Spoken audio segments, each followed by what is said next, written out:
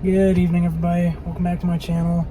And I'm starting the Halloween season early by reviewing Saw X. I just got out of the theater.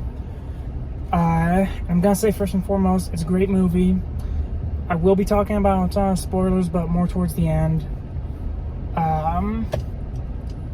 I'll be honest, like I didn't have high hopes for this one because when it was announced that Saw X was coming out, I thought that after the whole fiasco with Spiral with Chris Rock, I thought that at that point Lionsgate and Twisted Pictures were getting desperate, right? Like you've had they tried to do a movie without like Tobin Bell, Jigsaw, and well, let's just say it doesn't look like they're doing any sequels to that one anytime soon. Don't get me wrong, it was pretty good, but like I said, probably not planning a sequel. So instead they went back to the drawing board, and now they have a prequel that is set between the first and second Saw films. And in the trailers, which I was planning on doing a reaction to the trailer when it was released, but I got sidetracked by other projects. In the trailer, they already revealed that the first apprentice, Amanda Young, was gonna come back, and I thought that should have been something that they should have kept to themselves. I sort of get why they didn't, because she had a pretty significant role in the film, but I still feel like maybe they should have left it out of the trailers, right? But either way, I waited for the movie to release, saw it just today. I even made sure to subscribe to that like text message thing where anytime a promotional video or trailer came out, like it would be texted directly to my phone, which that's the first time that I've actually gotten texts like that. I think they're doing the same thing with season 3 of Chucky, which I didn't hook up my phone to text for that because I already said way back when I reviewed Chucky season 2 that I'm probably not going to be excited for it. I'm still going to watch it, but back to Saw X. I don't know if this is exactly a spoiler, so just in case, I'm only going to touch on this for a little bit and then talk about it like later. But this movie was hyped up quite a bit. Like the day prior to this, I saw this article that was shared in these Terrifier fan groups that I'm part of on Facebook, and there were articles saying that Saw X is being compared to Terrifier 2, being like as gory and brutal as the film is, and so much to the point where they're handing out barf bags just like Terrifier 2 did. And let me tell you, it's not. I'm gonna get more into that a little bit later because some of the traps are pretty brutal, but they're kind of spoiling. But I'd be spoiling the film a bit, so I'm gonna delve more into that in a minute. But in terms of gore and brutality, like the movie as a whole was overhyped, like for saying that like it was as bad as Terrifier 2. It's not. I'd say that's probably just below the level of the first movie, actually. But anyway, enough about that. Onto the movie itself. I did like a lot of the camera shots and the lighting and color gradients that they used with like the sickly green, like dirty yellow and like cold blue, and like sometimes the blood red, and like not just for like the blood and gore. Like there were some scenes like at a nightclub where the lighting was like a dark red. Like those scenes were great. It reminded me a lot of like of the first few films, especially Saw 1 and Saw 2 and Saw 3. So I really like that they use the same color grading for that kind of stuff. The camera shots were great. Like especially like these rotational spins that they did. Like they reminded me a lot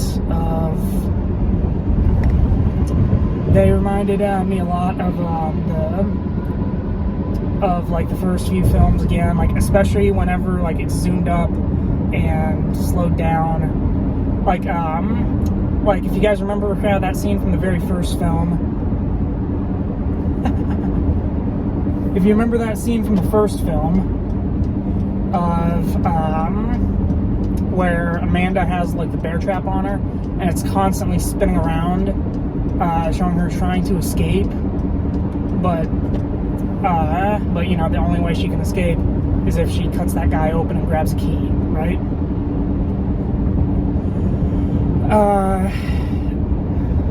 Crap, what was it?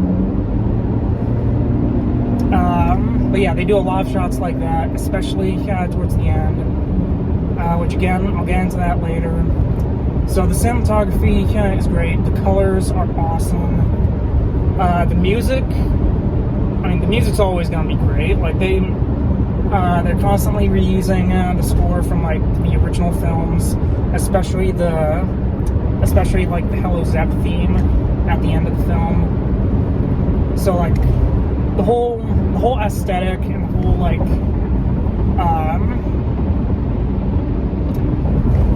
whole like filmmaking components to this film I thought were great. The effects, especially the blood and gore, are fantastic. It's funny because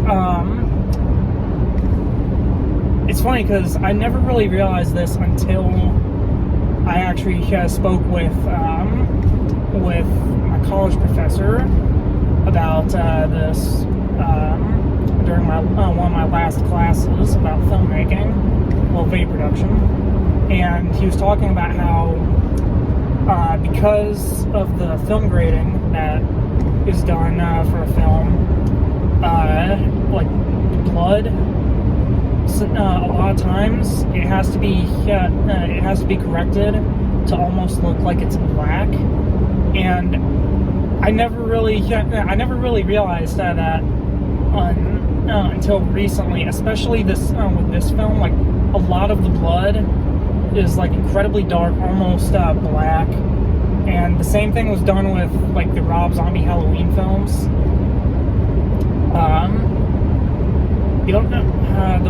The movies I remember off the top of my head that still retain like the bright blood red color is actually the Terrifier films. But either way, I think that the fact that that in this movie, like the blood, especially when it's flowing everywhere and it looks like blackish, I think that might contribute to the fact that that at first glance the movie looks more brutal, like as in would be the reason why people say that like it's as bad as Terrifier, which again it's not.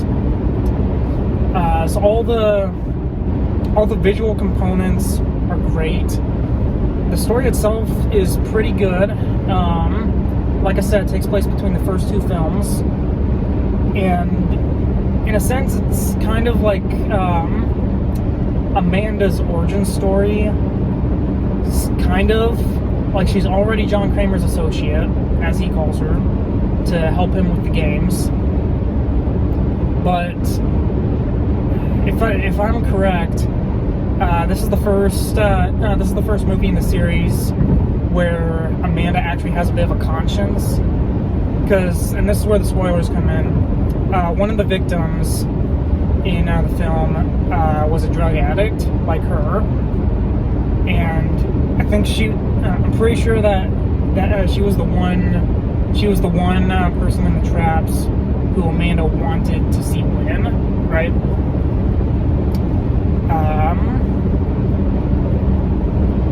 But going deeper into the story, so the whole premise is that John Kramer, who is still dying of cancer, he travels to Mexico upon hearing this revolutionary experimental treatment, and after he's treated, he discovers that he wasn't treated, he was scammed, right? These con artists lied and they said that they'd help him. So he takes it upon himself, and he and Amanda kidnap all the people who were involved in the scam, and they put them in a game. Now that story is already great, but again, the traps are cool. The characters are, for the most part, pretty good. What was it? The characters, for the most part, are pretty good. Tobin Bell, I think, does a great job as John Kramer. Shawnee Smith, I think her name is. It was actually kind of cool to see Amanda come back, and that's coming from someone who has never really cared that much about the Saw characters. John Kramer was really the only one that I actually followed and gave a crap about. I didn't really care about Amanda. I cared a little bit about Hoffman. More on that in a minute. And Dr. Gordon, right? But Amanda, I was actually pleasantly surprised, because like I said before, she actually has a bit of a conscience in this film. Because of that one girl who was a drug addict like her.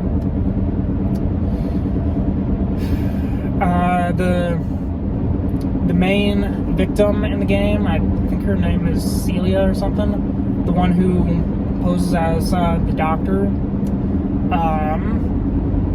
She's played pretty great, especially when it's revealed at the end that she in a lot of ways she's actually more of an for this film specifically, she's more of an antagonist than Jigsaw himself, right? Because she scams John, and it's revealed that he's not the first person that she scammed. She scammed, I think, 34 people to be exact, and John was the last person that she scammed out. But over the course of the film, the lengths that she goes to try to survive, it kind of shows that that she's willing to throw people under the bus to save her own skin. And she's actually, by the end of the film, she's actually cruel enough to try to kill a kid. Which, say what you want about Jigsaw, she never tried, but he never did that in the films.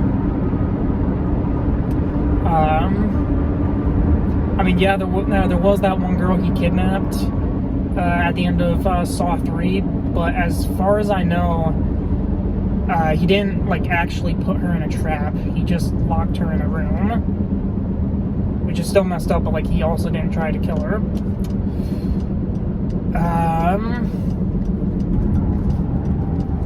There's not a lot of stuff that I can say without going into spoilers. So I guess this is where I go into spoilers.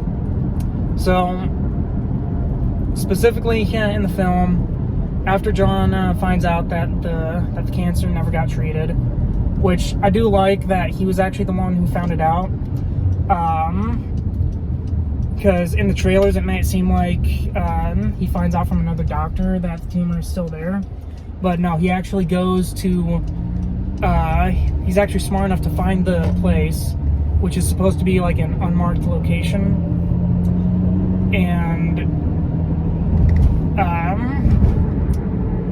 he finds out that like they played him, right?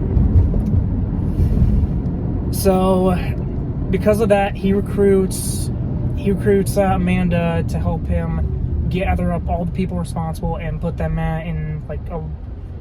put them back in that warehouse that they supposedly treated him in, and then kill them. Well, put them in games so that they might survive, right?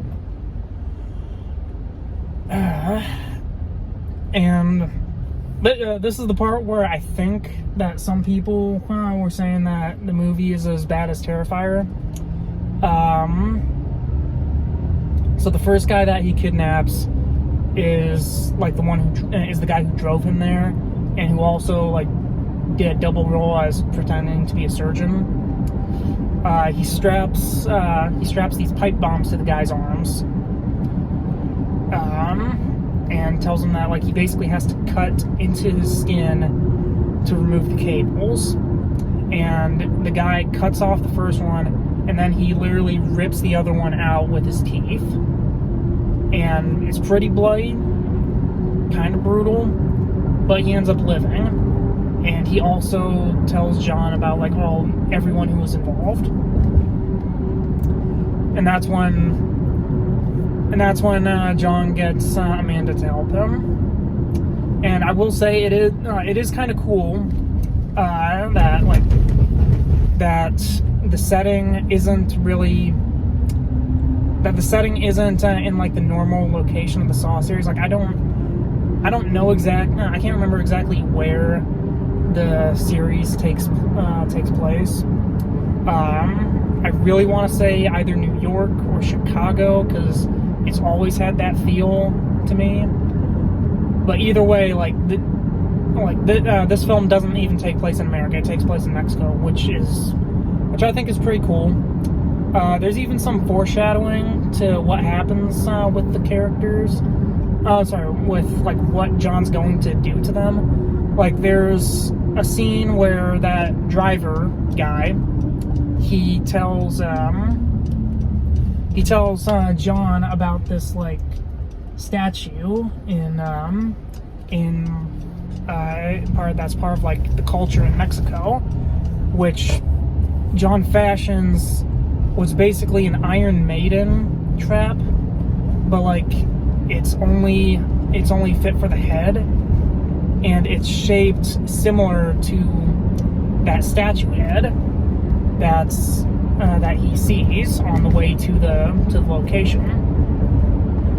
Which, by the way, the trap is actually pretty cool. Like it, and this is part of the reason why I say that that the film wasn't as gory as Terrifier, because like that trap specifically, like the Iron Maiden trap, like how it's done is it's part of that game in the trailers where John is telling the guy that he needs to like cut out a piece of his brain and put it in like this enzyme. But the guy fails. But the guy fails, and the Iron Maiden statue face closes around him with heated coils that just burn his head alive. And aside from like the game where he cuts off like the top part of his skull and the brain, I'd say is one of the least gory parts of the film. The whole thing with the brain, about the guy cutting the top of his skull off and then pieces of his brain, feeding it to that jar of enzyme stuff. I mean, yeah, like the initial part was a bit brutal, but like still not nearly as bad as Saw 3. Like, because as I recall, like that actually showed an actual cranial surgery. And like that actually required like multiple drillings into John Kramer's skull in that film. So like even that one that was a little bit brutal, like they had already done similar stuff to that before. So technically, in a sense, that kind of stuff has already been done in the series. And, well, that stuff still holds up today. So, sure, on their own, there's a few scenes that can compete with the Terrifier franchise, but not the film as a whole. Even though there is still quite a bit of gore in that film. But going back to the character of John Kramer, like, again, Tobin Bell does great. You kind of see a new side to John in this film, because when he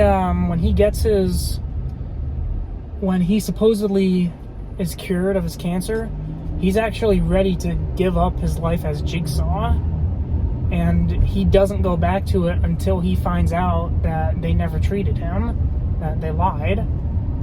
And it's kind of an interesting thing to see for, like, however much time that was worth, probably 10 minutes. And, like, you see a bit of a soft side to him, because he actually does care about people in this film. I mean, yes, he does have that whole hypocritical, like, philosophy of, like, oh, he doesn't kill anyone. His victims just kill themselves because they didn't have the will to survive, which, again, is bullshit. They actually call him out on it at the end of the film. But the person doing it is that head doctor lady, who really shouldn't be lecturing anyone, but then again, neither should John. But he actually does care for people. Like, he befriends this little boy named Carlos early on in the film. Like, he helps fix the kid's bike. And like, he actually truly does care about Amanda in this. And, like, I mean, you actually see John Kramer cry at one point in this film. And unironically, you root for Jigsaw and Amanda in this film. And this isn't, and, like, it's not just one of those things of, like, like you're rooting for Jason Voorhees or Michael Myers just because they're the slasher villains, or there's this one person who's actually more vile and cruel, where you automatically root for the guy by default, even though that does happen with Celia, again, I think her name is. Like, the level of cruelty that she displays at the end of the film, literally cutting open one of her previous colleagues and victims and using her intestines basically as a tool to try to get out, and then, like, threatening to kill the kid, Carlos. You automatically side with Jigsaw by default just because of that. But again, it's those little moments, like, of Jigsaw befriending Carlos when he meets him, and also, like, getting emotional and actually caring for Amanda and actually entrusting her to continue his work once he is gone.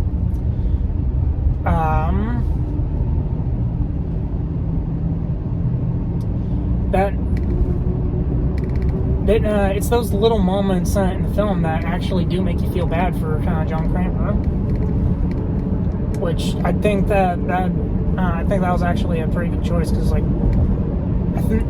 if I'm correct, this film has more gives John Kramer more screen time than, like, the first three films combined. And, like, he was the man.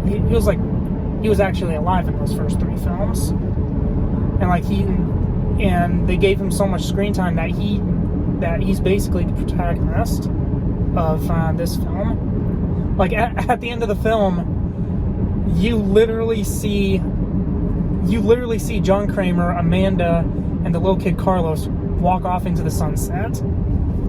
As cheesy as that sounds, like, I wouldn't even call this, like, a full-on horror film, I mean, yeah, it's visceral and bloody, but this one has like the most, I guess you could say, drama in it, you know? Like, it's really interesting.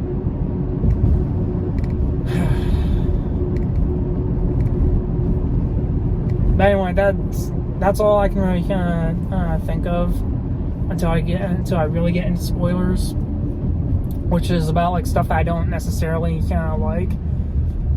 There's only a few, like one of them's really major, but there's a few minor things as well. Like, so I'm gonna try to go on them in order, at least for the minor stuff. So the first thing that I didn't exactly enjoy was and the reason why this is first is because like it's pretty much at the beginning.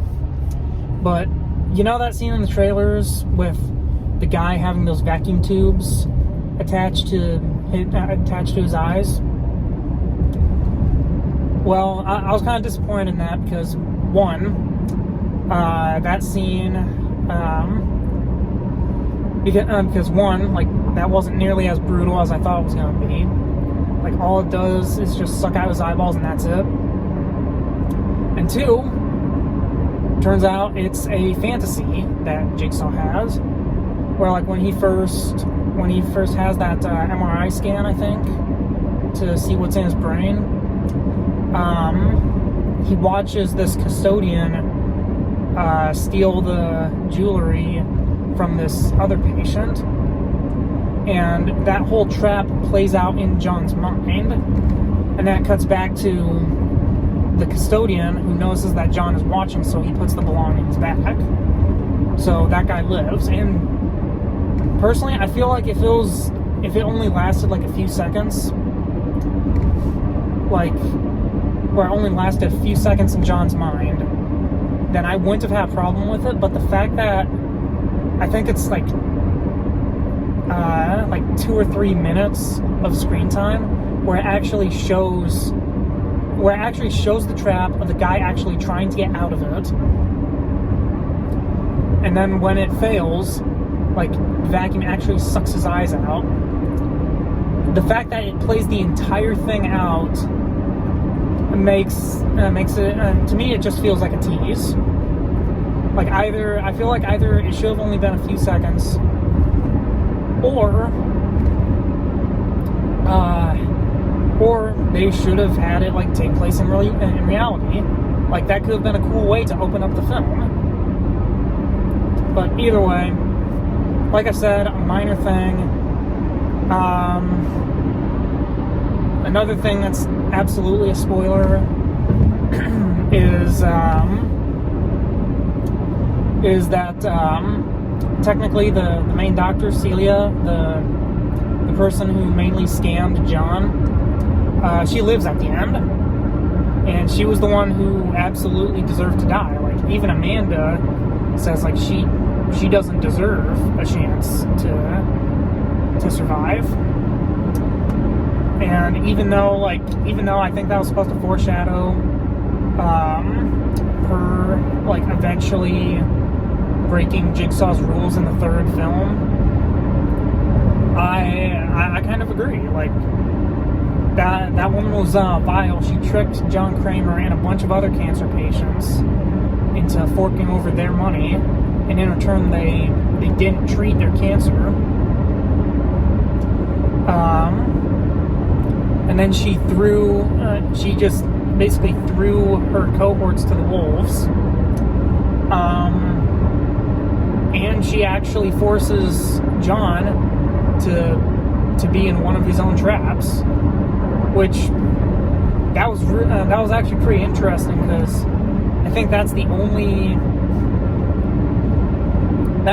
time that we've seen John Kramer like being forced to play one of his own games.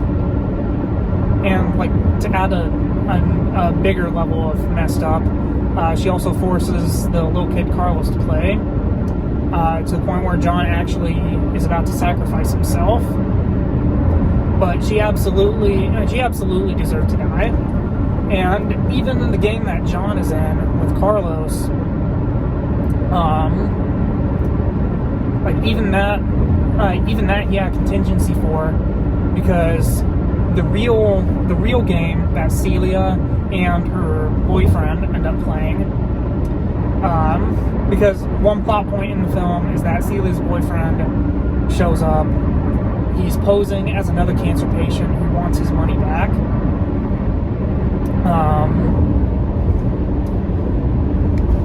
And like originally John and Amanda tie him up, but once they release him, he turns on them, frees Celia,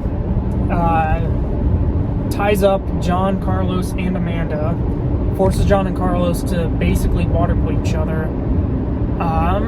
And as John is like waterboarding himself with blood, Celia and her boyfriend go and find the money that they initially stole, John and Amanda stole back. But when they get the money, it triggers a trap where they're locked in like the control room that starts to seep like this poisonous gas, and they basically have to sacrifice one or the other in order to stick their head out of a small hole and breathe. And unfortunately, Celia kills her boyfriend and ends up living. Now, by the looks of it at the very end, she's unable to escape the room either way. So it's left on that note. But assuming that she is able to find a way out, then that means she survived and lived when she absolutely didn't deserve to. And for a movie series that kills people who arguably do kind of deserve it, I mean, like John Kramer isn't a saint, but he's killed crooked cops, and well, his traps have killed crooked cops, thieves, murderers, rapists. There was a pedophile who died in Saw 4, I think. A few, actually. And yet this person, who is arguably the main villain, ends up surviving as of now. And it just rubbed me the wrong way.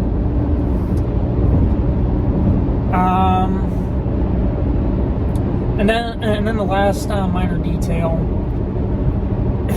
Well, as far as I know, this is the third Saw film where they haven't said game over. They did it in Jigsaw, which sort of made sense, and they also did it in Spiral, which didn't even have a tagline. It just had a guy like pressing his finger to his lips. But here, like, you have John and Amanda. One of them could have absolutely said game over, even though that doctor lady survived. But I don't know. They were bringing back some of the greater characters, and they decide not to say game over at the end, like one of the coolest taglines in that film. But whatever.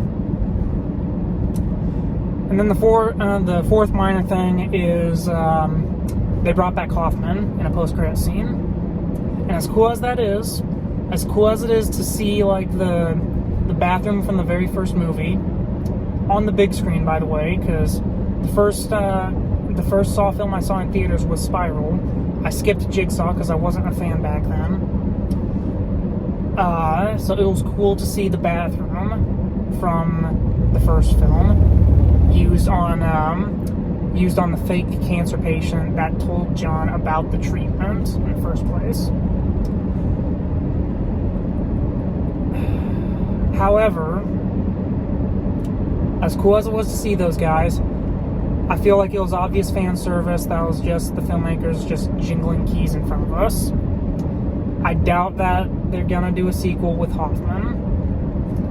Like, if anything, I feel like that little kid Carlos, I feel like that if they do a sequel, they're gonna make Carlos the next Jigsaw. Like, age him up a bit, have it take place years later, probably around the same time as Jigsaw or Spiral, and probably have Carlos become a new apprentice. That's just me spitballing, by the way.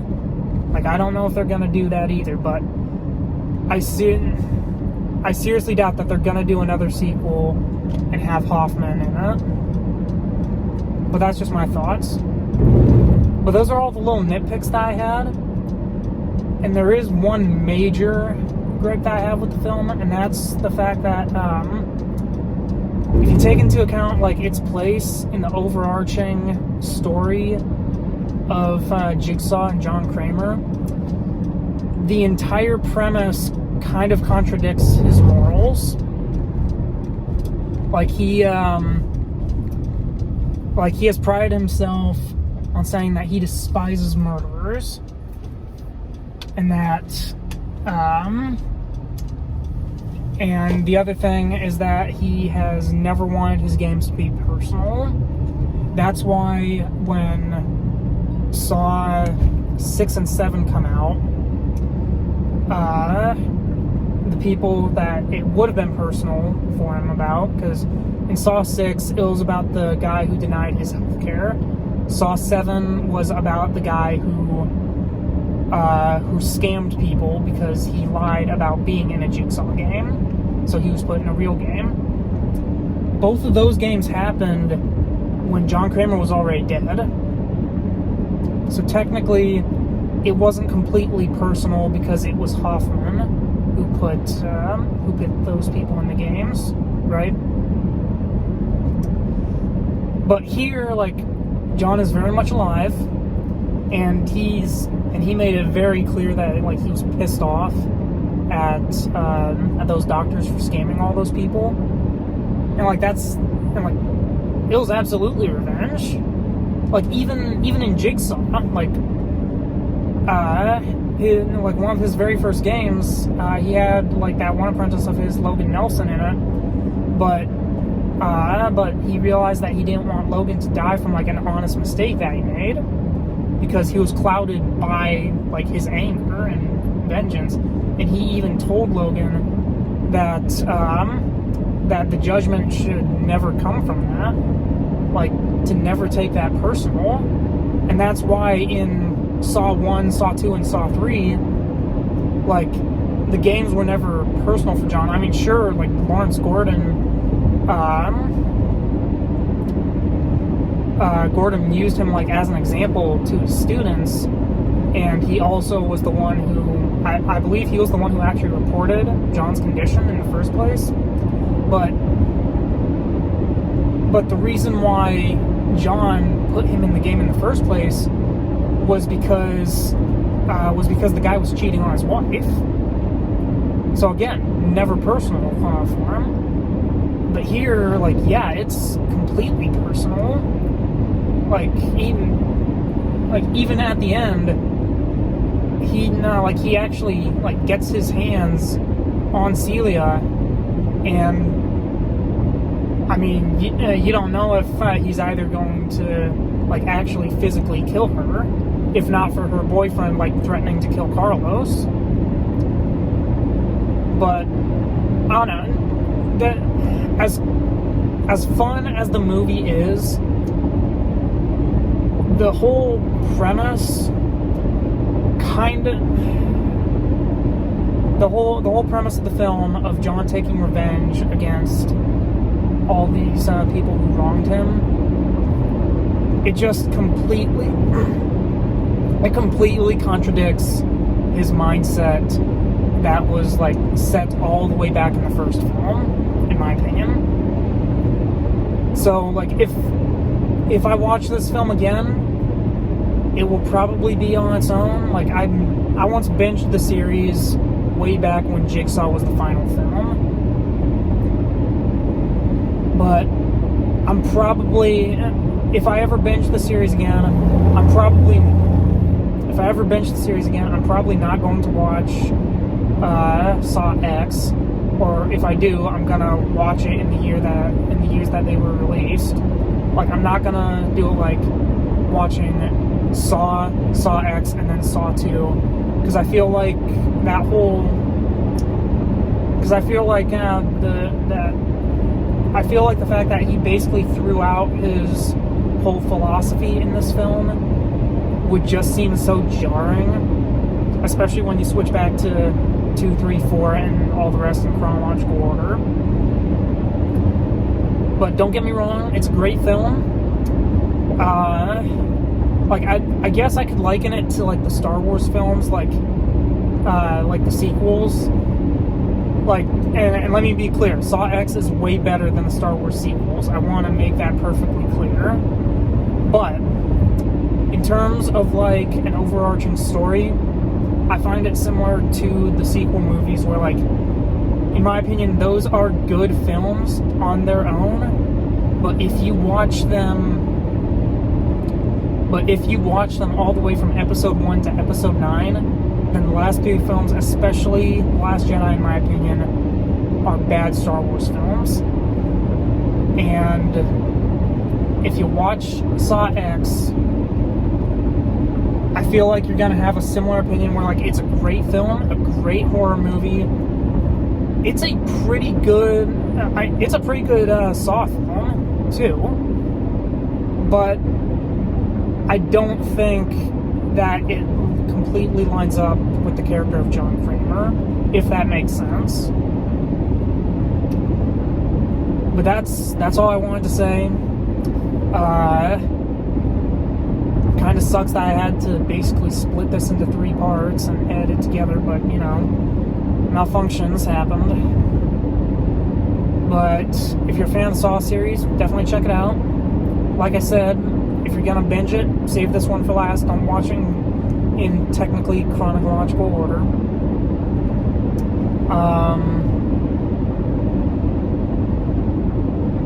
And also, do not get your hopes up, because if you think that if you read those articles saying that it's as bad as Terrifier 2, then you're setting yourself up for disappointment,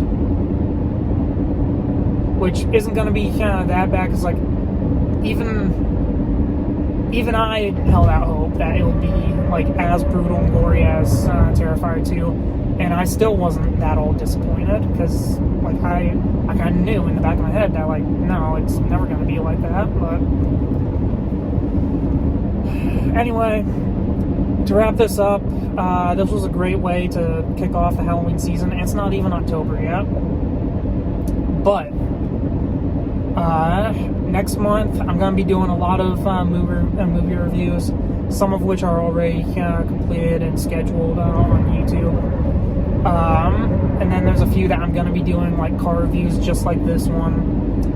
And I'm also going to be releasing a couple short films that are connected to the Halloween series. So stay tuned for all that.